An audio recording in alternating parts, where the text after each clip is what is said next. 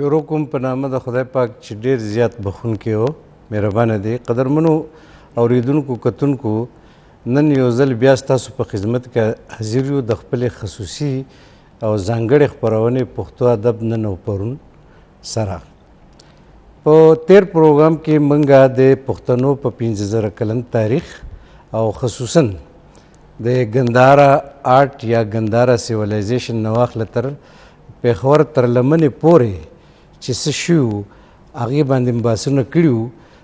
یو ځای کې خبره نیمګړې پاتې شوې وه او د همدغه ځای نه به نن بیا شروع کوو. زما سره ملګري چې دي، میلمانه چې دي، نو محترم ډاکټر حنیف خلیل صاحب چې دا وخت د ده عمر چې دی 250 کاله دی او د ده د کتابونو شمېر 65 ته رسي چې په هغې کې اردو، پښتو، انګریزي، نثر، نظم دا ټول شامل دي.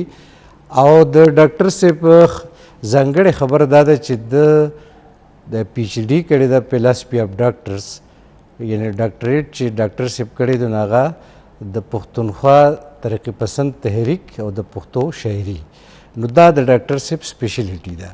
نو ډاکټر صاحب زموږ سره ماهر تعلیم هم دی، ماهر ادبیات هم دی او په تاریخ هم ښه لاس بر دی. نو یو ځل بیا به د محترم ډاکټر صاحب نه په دغې تاریخي حوالو، په ادبي حوالو او په ادبي ستونزو خبرې اترې اورو.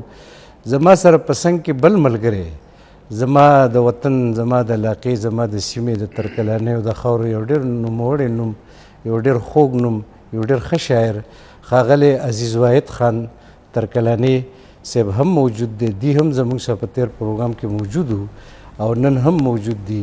زه خپلو دواړو محترمو ملګرو ته هرکلی وایم. ډېره مننه.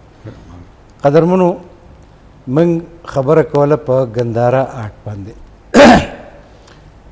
دا ګندهارا آرټ چې دی یا ګندهارا تهذیب چې موږ یې بلو، نو دا موږ ځکه په دې خبره ضروري کول غواړو چې دا د بامیان، قندهار، پېښور، تختبای، ملکنډ، سوات، یعنې دا او دې سره تړلې ټکسلا، دا هغه ښارونه او مرکزونه دي چې په دې کې دا ګندهارا تهذیب پاتې شوی دی.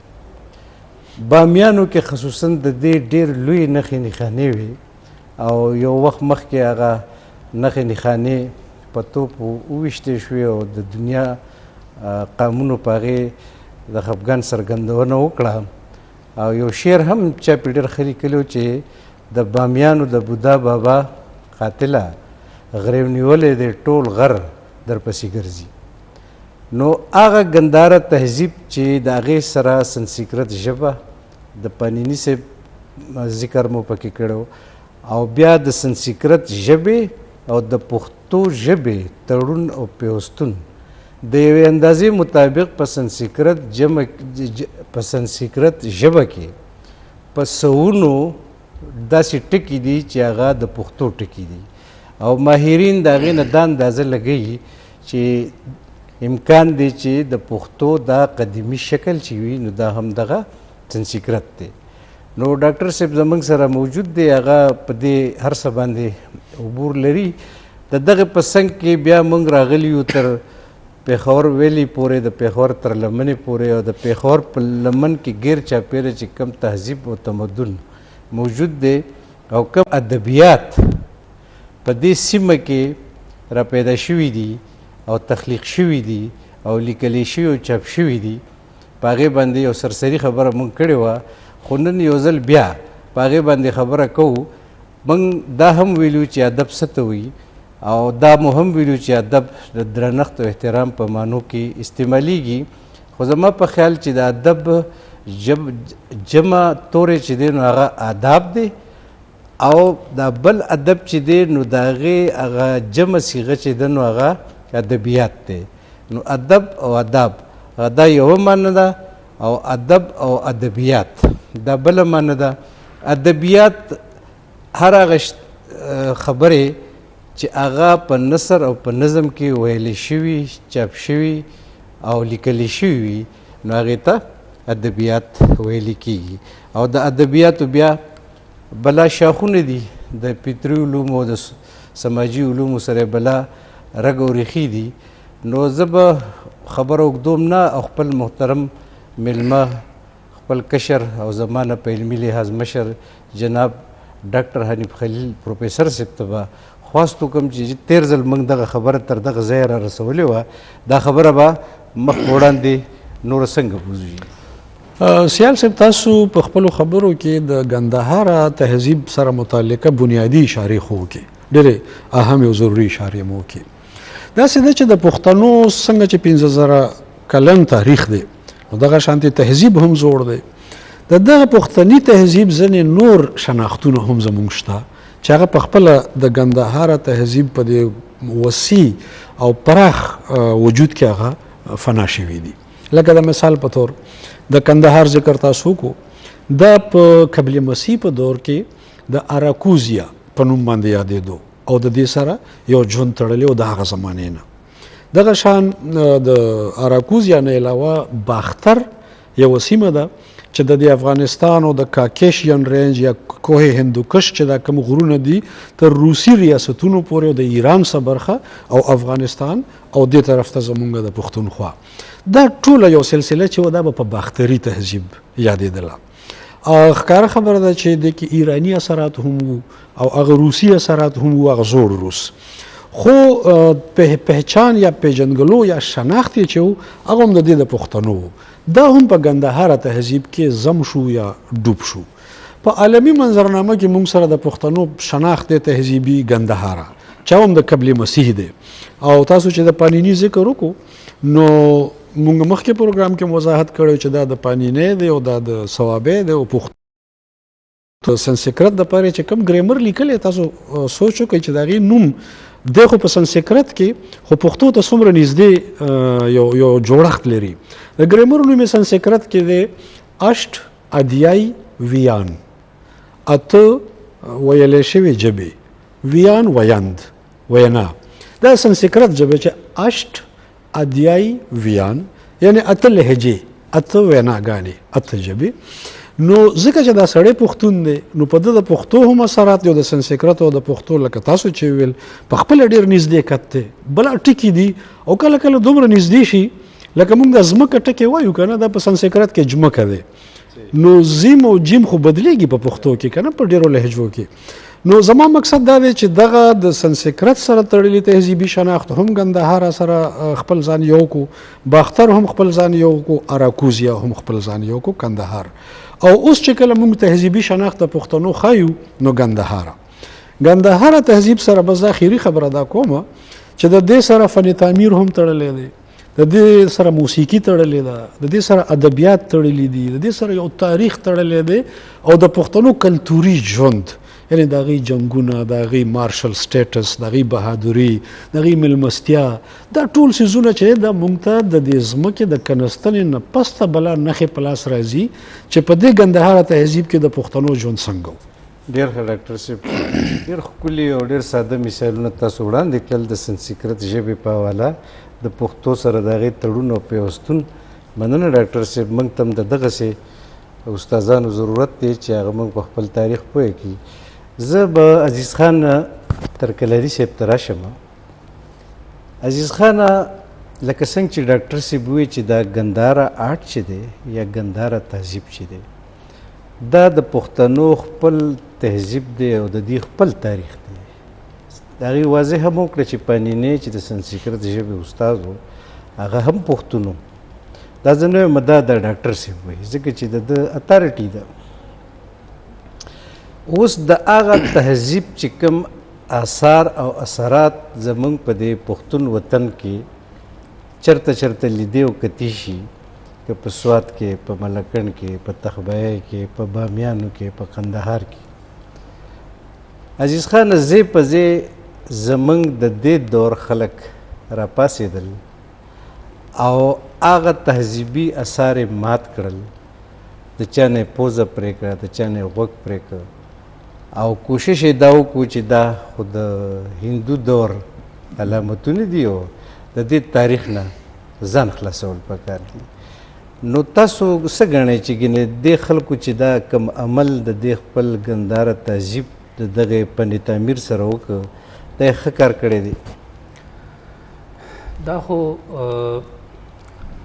یو د ارتقا چې کوم د انساني تهذیب کېږي نو دین اسلام په نظر کې ورته موږ وګورو نو علم محفوظول او علم منتقل کول دا د علم د اضافې سبب ګرځي لکه دا اوس چې موږ سره کوم د اوسېدو د ناستې پاستې کوم تجربات دي که د دې نه موږ دا زاړه تجربات ختم کړو لرې کړو نو ارذل خو تاسو نوې تجربه نشئ کولی دا خو زاړې مثلا د حکمت علم به واخلو دا کورنۍ دوڼې به موږ واخلو دا چې موږ کوم علاج کوو دا د سوونو کالو د تجربو نه چوړ دی نو ای په نتیجه کې موږ وړاندې ځو او د ای په نتیجه کې موږ مخکې ځو نو په خپله که تاسو وګورئ قرآن مجید په خپله باندې د تیرو قومونو د آثارو ذکر کوي نو که دا آثار نه وي موجوده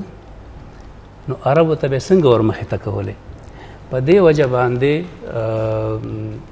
دا خبره چې یعنی دا آثار ختمول پکار دي او دا د بل مذهب آثار دي نو دا لکه د اسلام د روح خلاف خبره د اسلام د سپریټ خلاف ډېر خبره ښکلی ډېر ښایسته جواب هم راکړه په پیر د رحمت شاه عزیز خانه دا ګنداره تهذیب چې دی نو ظاهره خبره ده چې څنګه ډاکټر صاحب وویل تهذیب تمدن او خصوصا په ګنداره تهذیب کې ډاکټر صاحب چې کم فن تعمیر تر اوسه پورې لا موجود دی چې په هغه وخت کې نه سیخ سریه وه او نه سیمټ بغیر د سیخ سریه او سیمټو نه هغې داسې ګنبدونه جوړ کړي او را سم کړي دي او درولي دي چې د سړي عقل ورته حیران شي نو دا فن تعمیر چې دی ډاکټر صاحب دا هم موږ داسې ګڼلی شو چې ګینې دا هم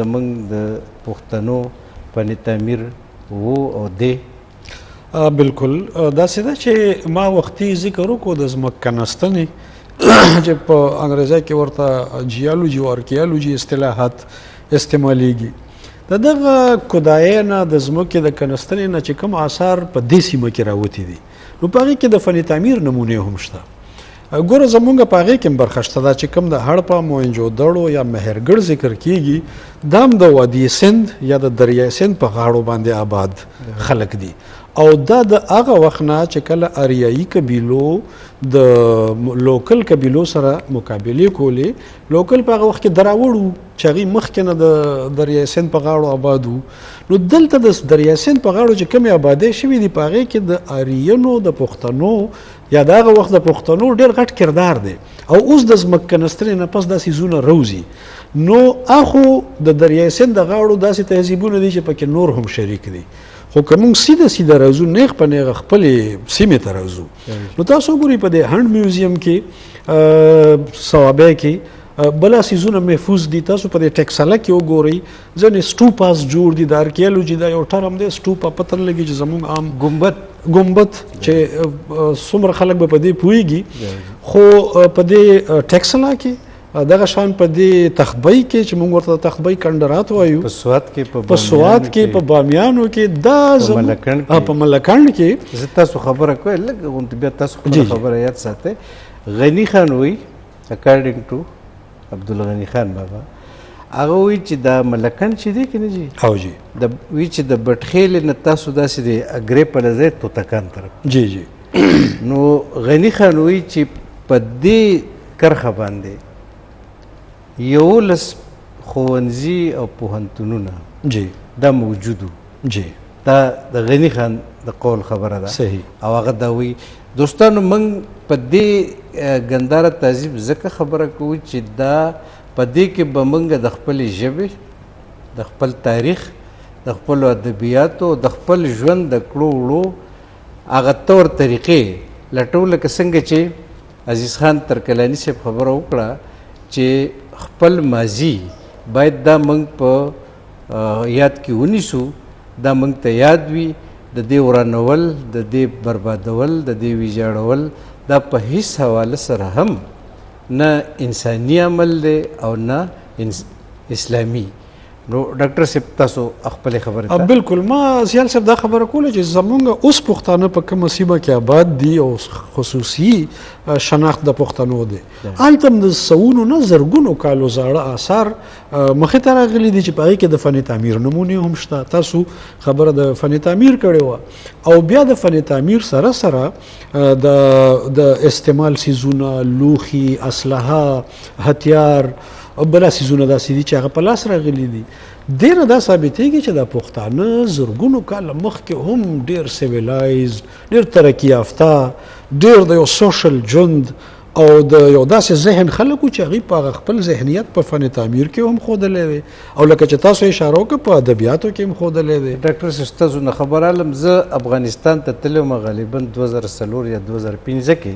جی هلته په هغه وخت کې محترم حبیب الله رفیع صاحب موږ یو میوزیم ته بوتلو او په هغه میوزیم کې په کاڼو باندې څه لیکونه، څه تحریرونه موجود وو. نو هغه پې پوهېده، نو هغه به موږ ته وي چې دا توری چې دی دا پکې پښتو توری دی، دا پکې پښتو توری دی، دا پکې پښتو توری دی. نو لکه هغه خلکو که یو طرف ته د بد هغه شکلونه سمې لکه فیکټریانې لګېدلې وې په دې غرونو کې او د بودا بابا یو بله دغه یې جوړ کړی دی، دغه شان هغوی په کاڼو باندې هم لیکل کړي دي او په هغه لیکنو کې موږ ته زموږ د پښتو ژبې هغه نښې نښانې ښکاري او په نظر راځي. د دې سره تاسو اتفاق لرئ ډاکټر صاحب چې دا په دغې کاڼو کې چې کومې لیکلي دي نو دا د پښتو نښې نښانې څنګه چې رفیع صاحب دا وکړې وه چې شته پکې؟ سیال صاحب رفیع صاحب نه مخکې په دې ډېر ښه تفصیلي کار حبیبي صاحب کړی دی. د هغوی یو مقاله ده چې پښتو په لیک کې 1400 کاله پخوا، نو 1400 کاله خو ډېره زړه زمانه هم نه ده. ځینې داسې کتبې او کاڼي هغوی حوالې ورکړي دي چې هغه زرګونه کاله زاړه دي. زمونږ د پښتو د لیک په دې کاڼو او کتبو چې کومې نښې دي په هغې کې خو یوه غټه دعوه دا ده چې د سرخ کوتل کومه کتبه یادېږي چې په هغې کې 3 مصرې داسې دي چې هغه بالکل پښتو ته نږدې دي. دا خو راته ووایه ډاکټر صاحب هغه داسې دي که نه چې نه دروغجنه وم یعنې نه دروغجن وم، نه اړیکې وم او نه څه بل څه مصره ده هغه زه رایادوم. نو هغه د هغه وخت پښتو ده که نه. تاسو د پښتو ته ګورئ چې څومره زړېږي که نه، نو دا پښتو او فارسي داسې یو بل ته نږدې کېږي، یو رنګ کېږي. نو دا یو اوږد داستان په یو کتبه لیکلی شوی دی چې په هغې کې څه مصرې فارسۍ ته ډېرې نږدې دي، څه پښتو ته ډېرې نږدې دي.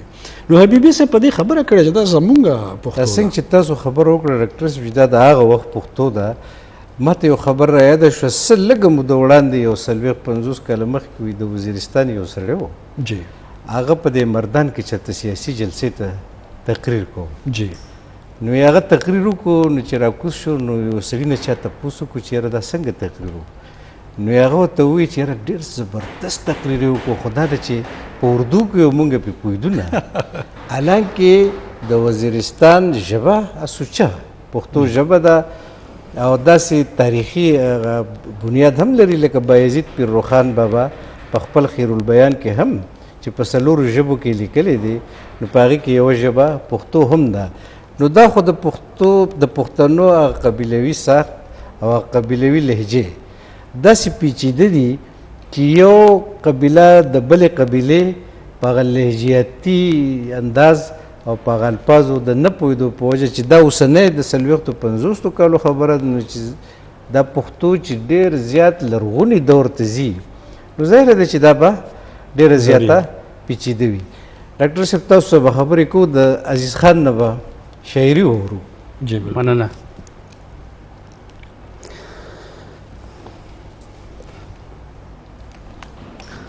زه به نن تاسو ته دا یو نظم وړاندې کړم. ارشاد. دا هم د پښتانه د دې موضوع ده. ارشاد. څنګه جی؟ پښتانه په نړۍ کې به درانه شي. پښتانه که پښتانه شي په نړۍ کې به درانه شي. پښتانه که پښتانه شي بدحالۍ ته چې ګورم اور مې بل په لړمانه شي. ژوند دې ګوره په دې حال کې په خپل ځان پورې تاوان دی. ډېر څوک د سپي د سر شهید دی، څوک د پولې نه قربان دی. جهالت او ساده توبې خلکو ډېر زیات استعمال کړ. چا د دین په نوم ټوټې کړ، چا د قام په نوم حلال کړ. په سازش د غلیمانو امن لاړو، قرار لاړو. د فراخه ګلدرونه د بلبلو چغار لاړو. حجره ورانه ګودر وران شو، په پټو کې ټپې نشتا. یاران لاړل ادیرولا، د اخترو مزې نشتا. د اغیارو په یرغل کې، د اغیارو په یرغل کې ویني ویني بدن دی. هر سکه یې لتاړه، هر دمن یې لوغړن دی. دوی لري داسې خویونه، نور قامونه تر خالی دي. له چتراله تر بولانه ټول د سیل مې توریالي دي. د غیرت په جامه پټ دي، پتپالي خاصیت دی. د کمزوري سره مرسته دا یې څه ښکلی عادت دی. په خصلت کې میداني دي، یره نه کوي زړور دي. ذهانت هم رسا دی، مټور دي سرور دي. دین ایمان یې لکه وینه په رګونو کې زغلیږي. قام ولی هم ورته ګرانه له وطنه قربانیږي. که د دوی دا صفتونه تربیه شي په سم لوري، دا بد حال به خوشحال شي. ټول جهان به ورته ګوري.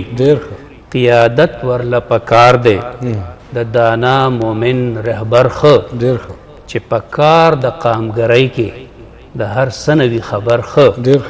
که له خوبه را بیدار شي، که په علم ښه سینګار شي، که حکمت ذوالفقار شي، که محنت افتخار شي، که جذبه میانه روشي، ولوله میانه روشي، که غصه شي قابو کې، فیصله میانه روشي، که سینه شي فراخه، که ذهن ملت پال شي، که د هر مظلوم آواز شي، که د عدل رون مثال شي، که ترمنځ یې سمون شي، که په یو تارې تړون شي، که د ځان ځنې بیرون شي، که د حق په لارې یون شي.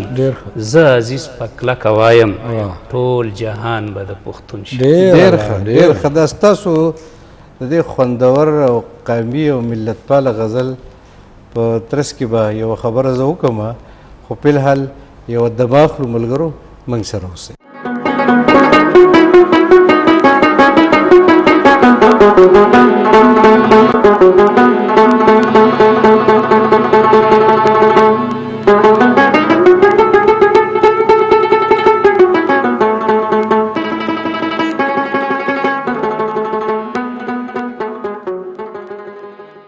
ډیرو محترمو کتونکو اوریدونکو، یو ځل بیا ستاسو په خدمت کې حاضر. ښاغلي عزیز واحد ترکلاني صاحب ډېر ښه غزل وړاندې کړه چې په هغې کې د پښتون ملت د ژبې، د کلتور او د جغرافیې او د راتلونکې تګلارې نښې نښانې پکې موجودې وي. دا دغه شان وخت په وخت په پښتنو باندې د نورو قومونو شاعرانو لیکوالانو هم ډېر ښه نظمونه او ډېر ښه لیکل کړي دي. زه به یو مثال دلته پیش کړم چې حضرت علامه اقبال په خوشحال خان بابا یو نظم لیکلی دی، خوشحال خان خټک کی وصیت. نو حضرت علامه اقبال وی چې قبائل ہوں ملت کی وحدت میں گم، کہ ہو نام افغانیوں کا بلند، محبت مجھے ان جوانوں سے ہے ستاروں پہ جو ڈالتے ہیں کمند، اور مغل سے کس طرح کمتر نہیں قہستہ کا یہ بچہ ارجمند، اور کہوں تجھے اے ہم نشیں دل کی بات، وہ متپن ہے خوشحال خان کو پسند، اڑا کر نہ لائے جہاں باد کو مغل شاہ سواروں کی گرد سمن. ډاکټر صاحب دا د ګندهارا تهذیب په دې دا خو زموږ دغه د مباحثه ده، دا سوالونه پکې مخکې وروسته کېږي او کول هم داسې پکار دي ځکه چې موږ خپل ګران او محترم کتونکي او اورېدونکي د یکسویۍ یا د یکرنګۍ سره نه مخامخ کړو چې دا پروګرام زموږ ملټي ویرایټي رنګونه پکې ډېري. ډاکټر صاحب تاسو په د پښتونخوا ترقي پسند تحریک او د پښتو شاعري په دې کې تاسو ډاکټریټ کړی دی. ستا دغه سبجیکټ سپیشلټي لرازم ډاکټر صاحب دا ترقي پسندي اول سوال مې دا چې ترقي پسندي وایي څه ده؟ ټول نه بنیادي او قیمتي سوال مو ځکه کړی دی چې زموږ د کتونکو لوستونکو اوریدونکو ډېرې غټې غلطفهمۍ په دې کې دي او تر ننه دي چې د ترقي پسندۍ تعریف څه دی. لومبۍ خبره زه دا وکړم چې د ترقي پسندۍ تعریف چرې هم ولاړ او جامد نه وي. د ترقي پسندۍ تعریف یا وضاحت په هر دور کې بدلیږي. په یو دور کې چې د ترقي پسندۍ کوم تصور وي ضروري نه ده چې دا د ټول عمر له هماغه وي. نو په هر دور کې هغه رویه، هغه عمل، هغه جدوجهد، هغه تصور وړاندې کول چې هغې سره پرېوتې معاشره راوچته شي او د تهذیب په لور قدم واخلي، د جمالیاتو د ښکلا په لور باندې قدم واخلي او مخ په وړاندې لاړه شي. ډاکټر صاحب دا زه یو دا تپوس وکړم چې دا ترقي پسندي چې دا نو ځینې خلک وایي چې دا د اشتراکي فکر سره تړلې خبره ده او د دې بانی مفکر چې دی نو هغه کارل مارکس دی. دې سره تاسو اتفاق لرئ؟ دې سره زه اتفاق نه لرم. دا یو غلط فهمي ده. یعنی تاسو دا وګڼئ چې هر مارکسیسټ ترقي پسند کېدی شي، خو هر ترقي پسند دپاره مارکسیسټ کېدل ضروري نه دي. چې یو ترقي پسندي خلک د مارکسیزم سره تړي دا غلط فهمي ده، د کمیونیزم سره تړي یا محدود کوي دا غلط فهمي ده. یعنی ترقي پسند دپاره دا هم ضروري نه ده چې خامخا د کمیونیسټ وي یا د مارکسیسټ وي. کېدی هم شي خو نه هم کېدی شي. نو تاسو دا ګورئ چې د زمونږ پښتنو کې او په ټول بر صغیر کې ډېر ترقي پسندان تر دې چې کمیونیسټان یا د کمیونیست پارټۍ ممبران داسې دي چې هغه مذهبي خلک دي. تاسو مولانا محمود الحسن وګورئ، مولانا عبید الله سیندي وګورئ، مولانا پوپلزی وګورئ د پښتونخوا. دا د کمیونیست پارټۍ خلک، دا د کمیونیست پارټۍ ممبرانو او باقاعده کمیونیسټانو. کاکاجي صنوبر وګورئ څومره مذهبي سړی دی چې هغه به د کمیونیست پارټۍ په میټینګ دوران کې د مونځ ټایم راغلو د به خپل پټکې راکوز کو، څادر به یې وغوړولو، مونځ به یې وکړو، بیا به په میټینګ کې شریک شو. دا اوس ګوره داسې مذهبي سړی څومره لوی ترقي پسند دی. پښتونخوا د ترقي پسندي ښودلې کاکاجي صنوبر حسین ده. هغه د دمې مریض و. نو ملګرو همزولو کشرانو به ورته ویل چې دا روجې مه نیسه ته مرې. ده به ورته ویل چې دا زما نه غیرت دا مني، نه پښتونیت دا مني، نه زما دین او مذهب دا مني چې زه یې روژه خور وښودلی شم. دومره خو مذهبي سړی و. خو په پښتونخوا کې د ټول نه لوی ترقي پسند و. نو اصل مقصد ته راځم چې ترقي پسندي یو رویه ده، یو فکر دی، یو سوچ دی، یو نظریه ده د بدلون، د ژوند د بدلون او د ژوند مخ په وړاندې بدللو، مهذب کولو دپاره یو سوچ مادي ډول او هم په فکري ډول. نو ځکه دا ضروري نه ده چې موږ هغه غلط فهمۍ نظر کې وساتو او یا دا وایو چې ترقي پسند خامخا لا مذهب وي، لا دین وي، یا د خدای نه مني، یا د نظام نه مني د اسلامي چې کوم دی. دا ټولې خبرې غلط فهمۍ دي. ترقي پسندي د هغه رویې نوم دی چې د هر مذهب، د هر فکر، د هر قام، د هر نسل سړی هغې ته راتلی شي. ډاکټر صاحب دقې له راځو د ترقي پسندۍ او قوم پرستۍ کې فرق شته ډاکټر صاحب؟ فرق دا سیال صاحب چې قوم پرستي داسې وګڼي چې د یو خاص طبقې، د یو خاص قوم او ملت د ارتقا خبره کوي، د تهذیب خبره کوي، د ترقۍ خبره کوي، د حالت ښه کولو خبره کوي. ترقي پسند دا هم نه کوي. ترقي پسند د انسان خبره کوي. په انسانانو کې خو ډاکټر صاحب دا لوی لوی سرمایدار، دا لوی لوی فیوډالان او دا لوی لوی جاګیردار هم راځي. نو ترقي پسند د دې لوی لوی سرمایدارو، فیوډالانو، جاګیردارو د دې د ترقۍ هم خبره کوي چې دوی د نور ترقي وکړي. دوی خو سیال صاحب ترقۍ کړي دي او په ناجایزو لارو یې کړي دي. د ترقي پسند طریقه دا ده چې تا کومه طریقه ترقي ترلاسه کړې ده دا دې په غلطه طریقه ترلاسه کړې ده. دغه ترقۍ خو خلاف هغه طبقه راوچتوي چا چې ترقي نه ده کړې. یعنی دغه ترقي راغستل پکار دي او چا چې ترقي نه ده کړې په دې ویشل پکار دي. تاسو خبرې مطلب دا دی. مقصد دا دی چې په دې غټ اعتراض دا دی چې دا ستا ترقي د سرمایه‌دارانه نظام پیداوار دی او سرمایه‌دارانه نظام کې زور په دې دی چې سرمایه، وسایل، پراپرټي دا د په 200 لاسونو کې وي هغې کې د گردش کوي. ترقي پسند خو وایي دا چې غټه طبقه خو د محرومه ساتلې ده، هغه به په دې کې څنګه شریکېږي، هغه به څنګه مخ په وړاندې راځي. ډېر ښه تعریف ته وکړو ډاکټر صاحب، ډېره زیاته مننه. او دغه تصور د ترقي پسند دی، دا بیا تاسو څنګه داسې پلټنې او لټونه مو وکړه چې په پښتونخوا کې چې کومه شاعري شوې ده او هغه ترقي پسند دي، نو هغه څنګه تاسو دغه طرف ته بیا لاړئ او د هغه خلکو نښې نښانې؟ یو خو کاکاجي صنوبر حسین تاسو ووایې، په دې زه هم به خبره وکړم، یو ساعت پس به پرې وکړم چې کاکاجي صنوبر حسین په باجوړ کې او په باجوړ کې په سوال قلعه کې او په سوال قلعه کې د اکبر خان اجي صاحب دي په قلعه کې، او د هغه سره بیا نور ملګري او بیا اسلم او اسلم رساله په پښتو کې، دا ټولې قصې دا به کوو. ډاکټر صاحب تاسو د علم مطابق په پښتونخوا کې دغه ترقي پسند شاعران چې هغې دا رجحانات قلم بند کړي دي، تحریر کړي دي او لیکلي دي، په دې راته جي خبره وکړئ. سیال صاحب ډېره ښه خبره مو وکړه. ما په خپل پی ایچ ډي کې اول د ترقي پسندو رویو جرړې لټولې دي، ادب ته رستو راغلی. ما زه په دې نتیجه رسېدلی یم چې پښتنه ټولنه په خپل نیچر کې ترقي پسنده ده، د غلامي نه مني، د استحصال نه مني، د جبر نه مني، د دې ټولو څیزونو خلاف پر ریزسټنس کی. دا ریزسټنس په خپل یو ترقي پسند عمل دی، مزاحمت دی. نو اول خو ما هغه رویو ته اشاره کړې ده چې پښتنو کې د کم وخت نه دا څیز موجود دی، نو د دې فکر ترقي پسند دی. بیا زه ادب ته راغلم، نو په ادب کې ما دا خبره کړې ده چې په خصوصي طور د ترقي پسند اصطلاح د ادیب دپاره خو ډېره وروسته استعمال شوې ده. ګورئ جي په دې هند کې انجمن ترقي پسند مصنفین جوړ شوی دی په 1945 کې، خو د ادیب دپاره د ترقي پسند اصطلاح چې ده په 1942 کې په لومبي ځل مخې ته راغلی ده.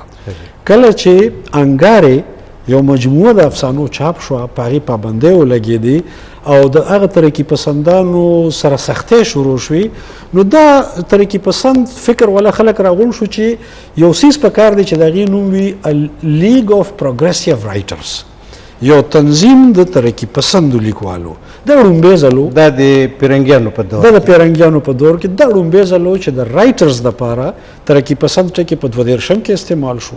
15 ته چې راغلو نو یو مکمل تنظیم او منشور او یو ټول سیستم مخې ته راغلو.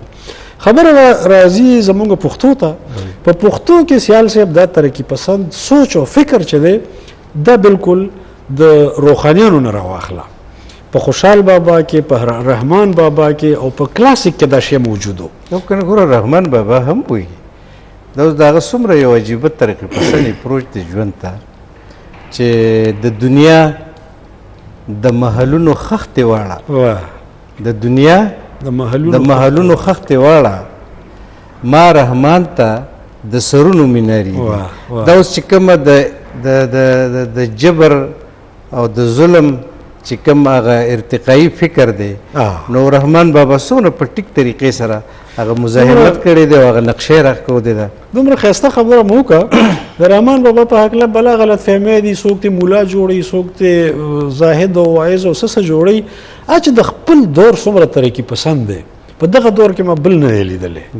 سرمایي رد، ځکه ستا د خبرې په دلیل کې به د هغه یو شعر بل وړاندې کوم د شاعر انسانیت. جی جی هغوی چې په دنیا کې دنیا ښه ده ای رحمانه، په دنیا کې دنیا ښه ده ای رحمانه، دنیا ښه ده ای رحمانه، بې دنیا سړی که دروند وي ټولې سپک وي. ګورئ جي د سرایونو محلونو په تردید کې خبره کول، ماڼۍ او دا څیزونه چې دا مه جوړوه، غریبه طبقه راوچته کړه. د مهنت خبره، د مشقت خبره، د مزدور خبره، د دهقان خبره چې وروستو چېرته په دې نوي دور کې خلکو کړي، دا ټولې رحمان بابا کړي دي. دومره د خپل دور ترقي پسند و. د اورنګزیب په ظلم اعتراض، حالان کې اورنګزیب مذهبي سړی و، رحمان بابا هم خلک مذهبي ګڼي، خو چې جور ظلم جبر وغیره کړي دي، رحمان بابا د هغې خلاف ودرېدلی دی. نو دا سلسله ما په خپل پی ایچ ډي کې د حضرت بایزید بخان هم شمار کو چې دی هم ترقي پسند سړی و. داسې ده په تاسو خبره کوئ ترقي پسند د ډاکټر صاحب د خبرې په وکالت کې یو دلیل دا پیش کوم چې دا تصوف چې دی د تصوف په حقله د ماهرینو دا خیال دی چې دا د خپل دور انتهایی انقلابي فکرو انقلابي نظریات وو او د دې به دا خبره کوله چې بای دا معاملات چې کوم دي نو زما د خدای ترمنځ دي په دې کې د دې باچا سرول نشي نه د باچا د نیګیشن دپاره د هغه وجود د منفي کولو دپاره به دا د تصوف انقلابي نظریات دا به خلکو په کار راوستل. نو که تاسو دا خبره کوئ چې حضرت بایزید پیر روښان بابا هم یو ترقي پسند شخصیت وو نو ستاسو دا دوا درسته ده ډاکټر تاسو مخکې نه ډېره اسانه که خبره زما جواب به همدا و چې د پیر روښان تصوف یا د هغه صوفیانه فکر صرف د خدای پاک خوشحالول نه دي بلکې په دې ځمکه په دې معاشره په دې ټولنه کې جدوجهد کول او مبارزه کول د ځمکې وسایل د ځمکې د انسانانو په کار راوستل دي. ملګرو یو وړه شان دمه اخلو او بیا خپلې موضوع ته واپس راځو موږ سره اوسه.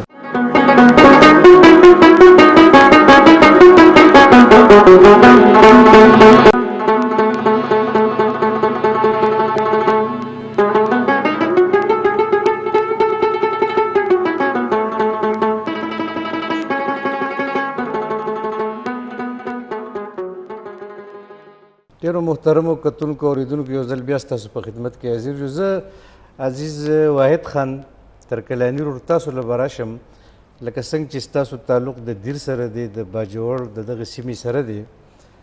په دې جندول کې په دې باجوړ کې غازي عمرا خان تیر شوی دی. بیا د غازي عمرا خان نه پس د دیر نوابان راغلي دي د پیرنګیانو په اوږو باندې شریف خان او اورنګزیب چاړه نواب او شاهجهان او بیا تر شاه خسرو خان او نوابزاده شهابالدین خان پورې. دا دوه دورونه چې دي یو دور خو تر اپریل 1895 پورې د مزاحمت دورو د پیرنګي یرغلګر په ضد چې غازي عمرا خان دغه جنگ د هغې قیادت کړی د هغې روحي روانو او هغه د دغه خپلې پاکې او مقدسې خاورې نه د انګریزانو هغه ناپاک قدمونه هغې ته ایستل غوښتل. خو دا چې د دیر دغه نوابان د انګریزانو سره یو شو او عمرا خان له شکست ورکړ. عمرا خان افغانستان ته لاړ. لکه دا یو فولکلور کې دا یو سندره مشهوره ده چې د جندول خان عمرا خانه تا نه منل د پیرنګیانو قلنګونه او کابل ته لاړې. بیا دغسې د عمرا خان نه پس په 1920 کې متین خان واپس جندول ته راغلی چې دا د عمرا خان بابا مشر زوی او سره د خپلو شپږو وروڼو راغلی دی. بیا په جندول کې یو جنگ شوی دی. بیا د دیر نوابانو متین خان گرفتار کړی دی په 1915 کې بیا شهید کړی دی او په سورباټ کې قبر دی او په تور قلا کې ویلی شي چې هغه بندیوان و د دیر د نوابانو په زندان کې. او دا یو سندره په هغه وخت کې ولس ویلې ده چې شڼا راځي نه متین په تور کې قلابند دی نه راځي نه او میندې دې داسې زامن راوړي لکه متین چې باجوړی راوړی ونه. نو دا د ترکلانیو خبره ده. عمرا خان، متین خان، عبدالکریم خان، عبدالغفور خان، عبدالحمید خان، دا هغې بارام خان د هغې یو سلسله ده د نسب. بل طرف ته د دیر نوابي چې هغه د اپریل 1895 نه واخله یعنې د 1895 نه واخله تر سکم 1900 پورې یعنې 70 کاله یا څه د پاسه 70 کاله د دیر نوابان په دیر کې هغې حکومت کړې ده، حکمراني کړې ده.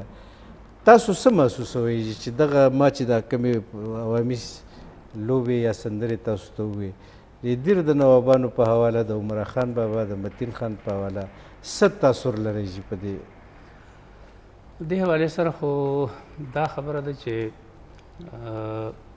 د عمرا خان د قبیلې د تعصباتو نه هټ کر په ټول دیر کې په ښه نامه باندې یادېږي او خلک تعریف کوي.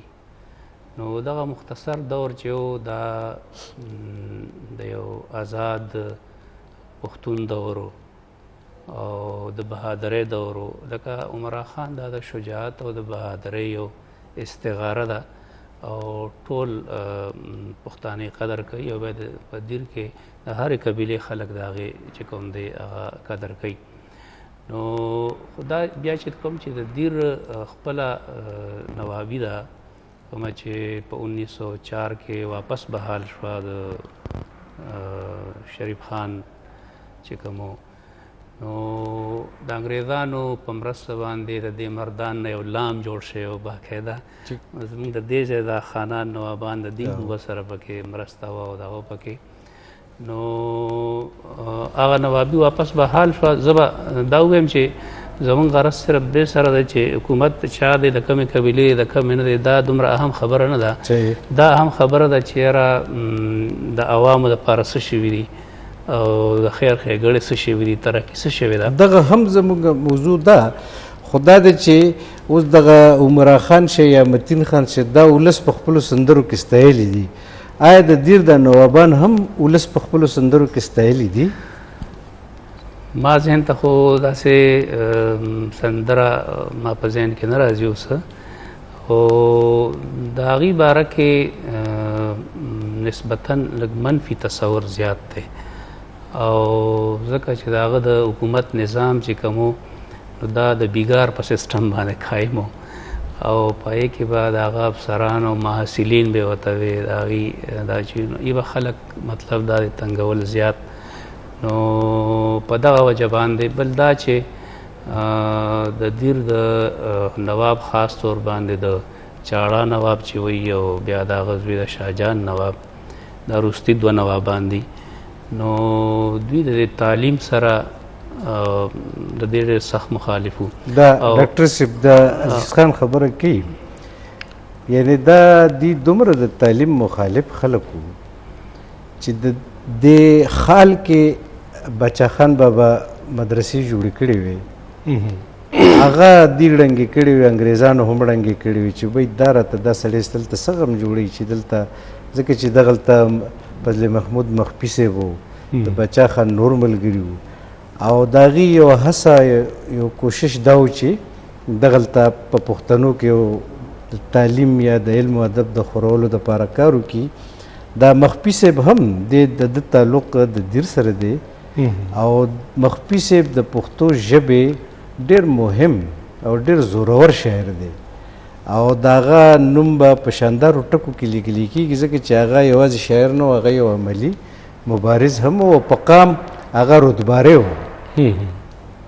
دا دلته واضح کم چې فضل محمود مخفي صاحب چې دی نو په هسې خو منګه د قبیلو دپاره قام ټکي استعمالو چې دا بیخي غلط دی. د مختلفو قبیلو اجتماع ته قام ویلی شي. نو د مخفي صاحب تعلق چې کوم دی دا د رودباري قبیلې سره.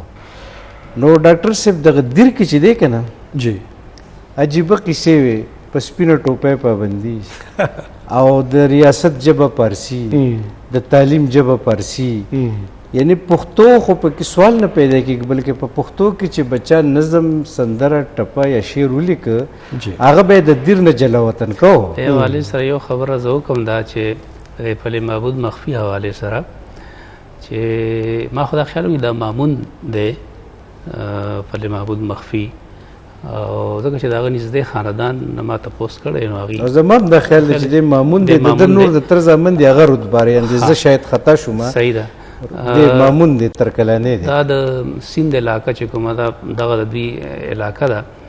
نو کله چې د 1920 کې باچا خان په هجرت کې چې کابل ته تللی و نو د هغه ځای نه چې دوی را واپس شو نو په دغه باجوړ په لار باندې راغلو، داسې خال ته لاړو. په خال کې دوی اب 1920 کې یو مدرسه جوړه کړه او دا مخفي صاحب یې راوستو هغه ته یې حواله کړه چې دی به چلی. دغه ځای نه بیا باچا خان لاړو خم دیر ته. نو په دیر کې د دیر نواب ته خبر شو نو هغه راوغوښتو.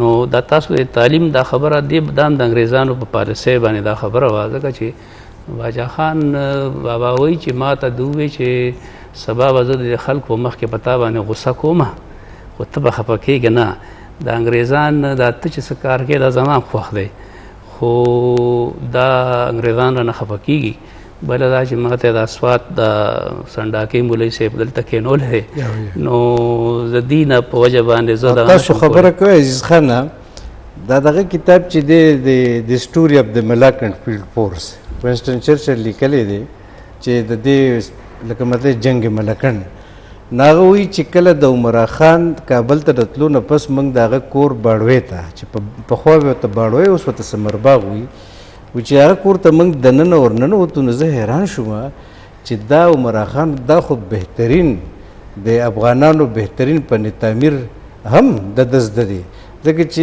د چرچل دته افغان نیپولین ویلی دی او د یعنی د تعمیر د فن نه دی ډاکټر صاحب دا خبره په تیرو دغه بحثونو کې واضح کړې وه چې د فن تعمیر هم زمونږ د یو سبجیکټ یو حصه ده زمونږ د بحث دغه شان عمرا خان په دغه سیمه کې دیر په دې سیمه کې 18 لوی لوی قلاجات هم جوړ کړو چې هغه زمونږ د کلتور او زمونږ د تاریخ بنیادی حصې وي چې هغه د بدقسمتۍ نه د دیر نوابانو د خپلې قبضې برقرار ساتلو دپاره هغه ټولې قلاګانې ړنګې کړې باید حکومت پاکستان په دې یو نوټس هم واخلي چې دا تاریخي د قلاګانې دا د کلتور نښې نښانې دا ورنول دا سمه خبره نه ده زه واپس ډاکټر صاحب ته راځم او دغه فضل محمود مخفي صاحب ما ذکر وکړ څنګه چې ډاکټر صاحب په ترقي پسندو شاعرانو باندې پی ایچ ډي کړې ده نو زما خپل اندازه ده چې دا مخفي صاحب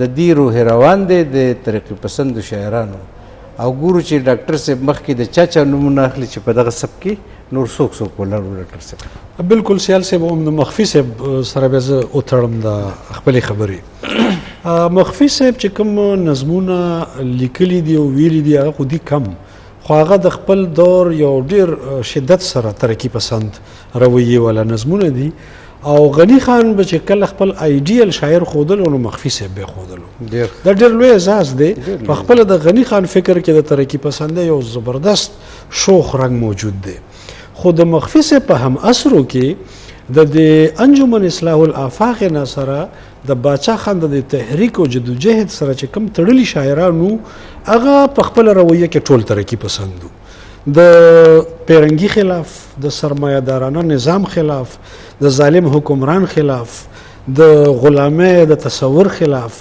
او د پریوتې طبقې د راوچتولو دپاره آواز په دا ټولو شاعرانو کې موجود او دغه د ترقي پسندۍ اصل هغه سپیرټس دی روح دی محمد اکبر خادم عبدالاکبر خان اکبر شاد محمد میږي فضل رحیم ساکی کرامت شاه فولاد عبدالمالک فدا او یو اوږد لیسټ دی دې کې دا یو نوم تاسو واغستو شاد محمد میږي جی د ده باره کې دا ویل کېږي وي دی چې ته بنګال ته مشاعرې له تللی و جی نو بنګالیان دی وي چې ډېر تندرست او طاقتور سړی و نو بنګالیانو یې تپوس وکړي چې یاره د شاد محمد دا نوم خو زموږ موږ پرې پوهېږو چې د دې څه مطلب دی که نه بالکل خو چې دا میږی څه ته وایي ښه نو هغه چا ورته وایي چې میږی چې دی نو دا چونټي ته وایي ښه میږي ته وایي نو هغې وایي د ټوکې نه دا خبره وکړه چې د پښتنو میږي دومره غټي د دې اتي به څومره غټي نو دا شاد محمد میږي د باچا خان سپایو دا هغه نمونه چې ما واخیسته دا د انجمن سره وابسته خلک یو ډله د ترقي پسندۍ داسې وه چې د باچا خان تحریک او انجمن سره نه تړلې شوي ځان له د عالمي ترقي پسندۍ منظرنامې نه متاثر وو په دغه خلکو کې د ټول نه سرخیل چې دی کاکاجي صنوبر دی بیا ګوره دا ولی محمد طوفان نه دی دی به کله د باچا خان ګروپ ته راغلو کله به ترې لاړو ځکه چې د دواړه اړخونه کتلي او یو طرف ته په هغه اثراتو چې کوم د مارکسیزم او کمونیزم خبره مونږ وکړه نو په هغې کې هم ترقي پسنده رویه خو وه د سرمایهدار خلاف د جبر خلاف اواز خو ولی محمد طوفان به کله کامریډ او کله به نیشنلیسټ خو ترقي پسندي پکې کامن سیز و د طوفان سره سره هم اثرو کې اجمل خټک غنی خان کې خو نور ډېر اړخونه هم شته په هغې کې فلسفه هم شته په هغې کې جمالیات هم شته رومانیت هم شته خو یو اړخ یې ترقي پسندي ده نو اجمل خټک غنی خان کلندر مومند صاحب همیش خلیل صاحب سیف الرحمن سلیم صاحب او تر مجذوب صاحب پورې. مجذوب کې نور اړخونه ډیر دي خو یو پکې د ترقی پسند رویه ده عبدالرحیم مجذوب د لکی مروت والا. نو دا هغه یو څو خاص نمونه دي چې ما واخیسته. ایوب صابر ډېر اهم سړی دی او ډېر مانه هیر دي خبره تر سلیم راز پورې. سلیم راز صاحب آسیه اشرغری او دا رسته نسل دی تر دې پورې نه وسی بلکې رستو خو نور البشر نوید او دا خلک پکې هم شامل دي ساحل صاحب تر ساحل صاحب پورې. نو دا ما هغه سینیر ترقی پسندان یاد کړ چې د پښتو شاعرۍ کې یو نوې روح د ترقی پسند په دغه اخرنی سب کې ډاکټر خالد زیار او ډاکټر ارواخات صاحب شاه صابر صاحب داخله پکې رضا قمیر صاحب بالکل دا هم د دغه ډلې دا رسته نسل اکثر ما پریخو تر اساسه پورې ما پریخي واسیش نه غره ډېر هم ترقی پسند شاعر دی. خو چې د تاسو څومره نمونه واخیسته دا ترقی پسند قافلې باقاعده غړي. دا اندیش صاحب هم په دې ډله کې شامل دي. اندیش صاحب کې دواړه سيزونه دي. فکر یې ترقی پسند دی خو د غزل ټیکنیک چې دی هغه داسې کلاسیکل رنګ لري. لکه موږ حمزه بابا ته وایو کنه چې دا د کلاسیک او جدید ترمنځ پول دی. اندیش صاحب کې کمال دا دی چې دغه تغزل دغه فنی رویه او دغه د غزل هغه شان چې دی هغه فنی زیات دی ټیکنیکی زیات دی. ډېر زیات مننه محترم ډاکټر انیب خلیل صاحب. زمونږ د پروګرام وخت پای ته رسي نو زه به په هم دې ځای د خپلو محترمو لیدونکو او کتونکو نه اجازت واخلم تر بله وخته پورې په لوی خدای مو سپارم. د خدای په امان ژوند مو په خیر او د خپل ځان چم ګاونډ وطن او خپل ولس ډېر ډېر خیال ساتئ. خدای په امان.